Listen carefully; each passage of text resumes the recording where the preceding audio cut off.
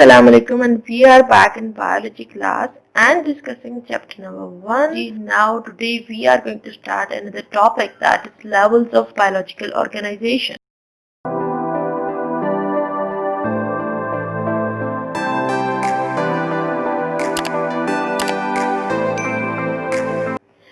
Okay, so कौन कौन से लेवल्स होते हैं बायोलॉजिकल ऑर्गेनाइजेशन के इस चैप्टर में हम सीखेंगे कि किन किन लेवल से गुजरकर एक कंप्लीट ऑर्गेनिज्म बनता है और फिर कंप्लीट ऑर्गेनिजम्स मिलकर आगे कौन कौन से लेवल्स बनाते हैं लाइफ के। और before moving towards all these topics we have to understand what are bio elements. सबसे पहले डेफिनेशन आ जाती है, any chemical element that is found in the molecules and compounds that make up a living organism is called bio element. कोई भी ऐसा element जो कि जिससे मॉलिक्यूल्स या कंपाउंड्स बनते हैं और वो मॉलिक्यूल्स या कंपाउंड्स लिविंग ऑर्गेनिजम्स में मौजूद हो तो उसको हम क्या कहते हैं, बायो एलिमेंट कहते हैं। फॉर एग्जाम्पल हमारे पास अगर हम देखें तो एक जो most important and most common bio molecule है दैट इज वाटर, H2O, जो कि सब लिविंग ऑर्गेनिजम्स में मौजूद है। अब ये किन किन एलिमेंट से मिलकर बना हुआ है, हाइड्रोजन और ऑक्सीजन एलिमेंट से मिलकर बना हुआ है। तो इस वजह से हाइड्रोजन और ऑक्सीजन को हम लोग बायो एलिमेंट्स कहेंगे। ऐसे एलिमेंट्स जिनसे मिलकर ऐसे कंपाउंड्स बनते हैं जो कि कहां पर मौजूद होते हैं, लिविंग ऑर्गेनिजम्स में मौजूद होते हैं। तो इन एलिमेंट्स को फिर हम क्या कह देते हैं, bio elements. Okay, so among 92 naturally occurring chemical elements, only 16 are commonly used in forming the chemical compounds from which living organisms are made. मतलब ये कि बच्चे, जैसा कि हम केमिस्ट्री में पढ़ चुके हैं कि टोटल यूनिवर्स में जो कुदरती तौर पर पाए जाने वाले एलिमेंट्स हैं वो 92 हैं। उन 92 में से सिर्फ 16 एलिमेंट्स ऐसे हैं जो कि लिविंग ऑर्गेनिजम्स का स्ट्रक्चर बनाने में इन्वॉल्व होते हैं। मतलब हम कह सकते हैं कि 92 में से सिर्फ 16 एलिमेंट्स हमारे पास बायो एलिमेंट्स हैं। In the human body, only 6 bioelements account for 99% of the total mass. मतलब ये कि इंसान की ह्यूमन बॉडी को बनाने के लिए उसका जो 99% मास बनाने के लिए सिर्फ 6 एलिमेंट्स इस्तेमाल होते हैं, बाकी सिर्फ 1% मास बाकी 10 एलिमेंट्स मिलकर बनाते हैं। इस कॉम्पोजिशन को हम जरा चल के देख लेते हैं। तो ये आपके सामने कॉम्पोजिशन है जिसमें आप लोग देख सकते हो कि 6 एलिमेंट्स जिसमें आ जाते हैं oxygen, carbon, hydrogen, nitrogen, calcium and phosphorus. ये oxygen 65%, carbon 18%, hydrogen 10%, nitrogen 3%, calcium 2 and phosphorus 1%। तो अगर आप इनको टोटल करेंगे तो ये बनता है 99%। तो ये 6 बायो एलिमेंट्स मिलकर हमारी बॉडी का 99% मास बना देते हैं। बाकी 1% मास दूसरे ट्रेस एलिमेंट्स बनाते हैं, जिसमें कौन कौन आ जाते हैं हमारे पास, about 1% potassium, 0.35% sulphur, 0.25% chlorine, sodium, magnesium, iron, copper, manganese, zinc and iodine. तो ये वो 10 एलिमेंट्स हैं जो कि माइक्रो एलिमेंट्स भी कहलाएंगे क्योंकि ये कम कंसंट्रेशन में हमारी बॉडी में पाए जाते हैं। अब इसमें बच्चे आपको माइक्रो एलिमेंट्स जो है उनके तो एटलीस्ट सिर्फ नाम याद कर ले, दैट्स इनफ। अगर अच्छी बात है अगर कोई परसेंटेज याद कर सके, लेकिन नाम आप सबको याद होने चाहिए। और जो हमारे पास 6 मेजर बायो एलिमेंट्स है, मतलब oxygen, carbon, hydrogen, nitrogen, calcium and phosphorus, इनके आपने नेम्स भी याद करने और इनके आपने परसेंटेज भी अच्छे से याद करने। ये आपसे कंप्लीट शॉर्ट क्वेश्चन पूछा जा सकता है कि define bio elements and what are the major bio elements, give their percentage. इसलिए ये आपको अच्छे से प्रिपेयर होना चाहिए। Now here is an overview of biological organisation. तो biological organisation can be divided into the following level. अब इसमें बच्चे सबसे फर्स्ट लेवल हमारे पास कौन सा होता है, एटम का। ठीक हो गया। जब एटम्स मिलते हैं तो एटम्स के मिलने से क्या बनते हैं, मॉलिक्यूल्स बनते हैं। तो इसका मतलब हमारा सेकंड लेवल क्या हो गया, molecules.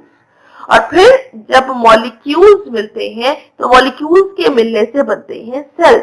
So cell is the third level. और फिर जब सेल्स मिलते हैं तो सेल्स के मिलने से क्या बनते हैं बच्चे? टिश्यूज बनते हैं. So tissue is the fourth level. And then tissues organized and grouped to form organs. So organ is the fifth level. And then different organs are organized to form a body system, or you can say an organ system. So organ system is the sixth level of biological organization. And then organ systems are grouped together to form a complete organism. So organism is at 7 number in biological organization. Then organisms combine in form of groups and make a population. So here is number 8. And then different populations combine and form a community. And when community में हमारे पास सिर्फ और सिर्फ क्या होते हैं? Living organisms मौजूद होते हैं.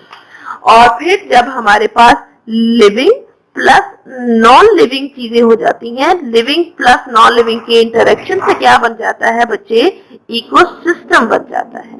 तो कम्युनिटी में हमारे पास क्या थी? सिर्फ और सिर्फ लिविंग ऑर्गेनिजम्स मौजूद थे. फिर जब इन लिविंग ऑर्गेनिजम्स ने नॉन लिविंग थिंग्स के साथ इंटरेक्ट किया तो हमारे पास क्या बन गया? इकोसिस्टम बन गया. And the last level that we will discuss is biosphere. That is the largest level of organization. इस टॉपिक में हम इन सारे के सारे लेवल्स को डिटेल में डिस्कस करेंगे. So stay with us and learn. And the first level is atomic and subatomic level. Atomic and subatomic level, all living and non-living matter is formed of simple units called atoms and subatomic particles such as protons, electrons and neutrons. तो बच्चे, जैसा कि हम सब जानते हैं कि इस यूनिवर्स की जो बेस है, इस कायनात की जो बेस है, वो हमारे पास क्या है? एटम्स है. जितना भी लिविंग थिंग्स या जो भी नॉन लिविंग थिंग्स इस कायनात में बनी हुई है, वो उसका बेसिक यूनिट हमारे पास क्या आ जाता है? एटम्स. और एटम फर्दर कुछ हमारे पास सब यूनिट्स पर मुश्तमिल है. उन सब यूनिट्स को सब एटॉमिक पार्टिकल्स कहते हैं, जिसमें हमारे पास आ जाता है प्रोटॉन जिन पर होता है पॉजिटिव चार्ज, इलेक्ट्रॉन जिन पर होता है नेगेटिव चार्ज, और उसके अलावा न्यूट्रॉन जिनके ऊपर कोई चार्ज नहीं होता, वो न्यूट्रल होते हैं, इसलिए हम कह सकते हैं कि उनके ऊपर जीरो चार्ज होता है. As you can see in the diagram, so here is the diagram and you can see that in the center there are protons on which positive charge is shown, while the others are neutron on which at which no charge, while around the nucleus electrons are moving which have negative charge on them. So the first level is atomic level and the second level is molecular level. Okay, so definition देख लेते हैं पहले कि molecular level होता क्या है. The atoms of different elements combine with each other through ionic or covalent bonding to produce compounds. This stable form is called a molecule. अब वो कह रहे हैं कि हमारे पास जो डिफरेंट एटम्स हैं वो कंबाइन होते हैं किसके जरिए से? या तो आयनिक बॉन्डिंग या फिर कोवेलेंट बॉन्डिंग के जरिए से. ठीक हो गया. तो क्या कहा उन्होंने कि हमारे पास डिफरेंट एटम्स कंबाइन होते हैं बाय आयनिक और कोवेलेंट बॉन्डिंग, और जब ये कोवेलेंट या आयनिक बॉन्डिंग के जरिए से कंबाइन हो जाते हैं तो फिर हमारे पास क्या बनते हैं? मॉलिक्यूल्स बनते हैं. चले इसको देख लेते हैं कि किस तरह से हमारे पास मॉलिक्यूल. यहाँ पर मैं दोनों मॉलिक्यूल्स की एग्जांपल को डिस्कस करूंगी. एक में कोवेलेंट बॉन्डिंग होगी तो दूसरे में हमारे पास कौन सी बॉन्डिंग होगी बच्चे? आयनिक बॉन्डिंग होगी. ठीक हो गया. सो मोस्ट कॉमन एग्जांपल्स में फिर से लूंगी. कोवेलेंट में हम लोग लेंगे वाटर की, और वाटर कैसे बनता है? सेंटर में एक ऑक्सीजन एटम होता है और साइड पर दो हाइड्रोजन एटम्स होते हैं. ऑक्सीजन और हाइड्रोजन एटम के दरमियान में जो बॉन्डिंग होती है वो कौन सी होती है? कोवेलेंट बॉन्डिंग होती है. तो यहाँ पर आपने देखा कि किस तरह ऑक्सीजन और हाइड्रोजन एटम्स के दरमियान कोवेलेंट बॉन्डिंग हुई और हमारे पास एक स्टेबल मॉलिक्यूल बना जिसको हमने क्या नाम दिया? Water. That is most important to our life. Now moving towards the second example, that is of ionic molecule. तो आयनिक मॉलिक्यूल में हम लोग एग्जांपल ले लेते हैं. चले मोस्ट कॉमन फिर से लेंगे NaCl, सोडियम क्लोराइड, जो कि हम लोग घरों में खाने का नमक इस्तेमाल करते हैं, उसका फॉर्मूला. अब ये बच्चे किस तरह से बनता है, हमारे पास सोडियम आयन होता है, कैटाइन मतलब इस पर पॉजिटिव चार्ज होता है, प्लस क्लोराइड आयन हमारे पास होता है नेगेटिव आयन मतलब इस पर नेगेटिव चार्ज होता है। तो ऑपोजिट चार्जेस एक दूसरे को अट्रैक्ट करते हैं और इनकी अट्रैक्शन की वजह से हमारे पास क्या बन जाता है, सोडियम क्लोराइड NaCl, जिसमें कौन सी बॉन्डिंग होती है, यहाँ पर सोडियम और क्लोराइड के दरमियान में कौन सी बॉन्डिंग है बच्चे, आयोनिक बॉन्डिंग है। और ये जो मॉलिक्यूल बना है फिर हम इसको क्या कहेंगे कि ये एक आयोनिक मॉलिक्यूल है। ओके, ओके नेक्स्ट हम डिस्कस करेंगे बच्चे types of molecules on the basis of size. तो हमारे पास दो बेसिक टाइप्स होती हैं on the basis of their size. The first one is micromolecules. Micro means क्या होता है बच्चे, स्मॉल। तो ऐसे मॉलिक्यूल्स जिनका साइज स्मॉल होता है उनको हम क्या कहते हैं, micromolecules. Micromolecules have low molecular weight, for example carbon dioxide और water. And the second type is macromolecules. Macro का मींस क्या होता है, लार्ज। तो ऐसे मॉलिक्यूल जिनका साइज बड़ा होता है उनको हम क्या कहते हैं, मैक्रोमोलिक्यूल्स कहते हैं। So they have high molecular weight, for example starch and protein. Starch हमारे पास बच्चे एक कार्बोहाइड्रेट है, it is a carbohydrate. While protein हम सब जानते हैं कि ये हमारे पास मोस्ट इम्पोर्टेंट एक बायोमोलिक्यूल है हमारे सर्वाइवल के लिए, हमारी ग्रोथ के लिए। Okay, so the third level is organelles level. Okay, so back to organelles. सबसे पहले इसकी डेफिनेशन आ जाती है बच्चे, different and enormous number of micromolecules and macromolecules arrange themselves in a particular way to form cells and their organelles. अब इन्होंने यहाँ पर क्या कहा कि बहुत सारे माइक्रोमोलिक्यूल्स और मैक्रोमोलिक्यूल्स अरेंज होते हैं, ऑर्गेनाइज होते हैं और वो मिलकर क्या बनाते हैं, सेल्स एंड देयर ऑर्गेनेलीज। ठीक हो गया। जैसे बच्चे हमारी बॉडी के ऑर्गन्स होते हैं, हमारे हैंड हमारा एक ऑर्गन है, हमारे फिट हमारा दूसरा ऑर्गन है, हमारा नोज हमारा ऑर्गन है, हमारी आईज हमारा ऑर्गन है। इसी तरह से सेल्स के जो डिफरेंट ऑर्गन्स होते हैं उनको हम कहते हैं ऑर्गेनेलीज। ठीक है, जैसे कि आप इस डायग्राम में देख सकते हो, ये डायग्राम पूरी एक सेल की डायग्राम है और इसके अंदर ये डिफरेंट किस्म की ऑर्गेनेलीज मौजूद हैं। जैसे ये सेंटर में हमारे पास क्या मौजूद है, न्यूक्लियस मौजूद है और फिर उसकी साइड पर इन्होंने क्या दिखाया हुआ है, न्यूक्लियर मेम्ब्रेन। और फिर यहाँ पर इन्होंने दिखाया हुआ है, ये आप देख सकते हैं गोल्जी अपरेटस, और इसी तरह से यहाँ पर माइटोकॉन्ड्रिया और ये राइबोसोम्स और ये रफ एंडोप्लाज्मिक रेटिकुलम और these are centrioles and this one is vacuole. तो ये डिफरेंट सेल ऑर्गेनेलीज दिखाई हुई है उन्होंने एक सेल के अंदर। ओके, सो ऑर्गेनेली समझ आ गई कि जैसे हमारे ऑर्गन्स होते हैं इसी तरह से सेल के ऑर्गन्स को हम क्या कहते हैं, ऑर्गेनेलीज कहते हैं। Next, numerous subcellular structures like mitochondria, Golgi complex, endoplasmic reticulum, ribosomes, etc. have been studied for their structures and functions.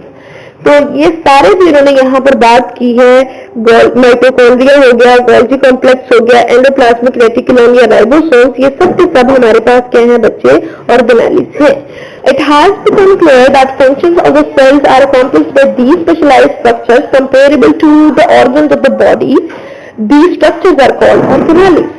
बहुत ही अच्छी बात उन्होंने कही है। देखें, जैसे हमारी बॉडी के काम हमारे ऑर्गन्स करते हैं।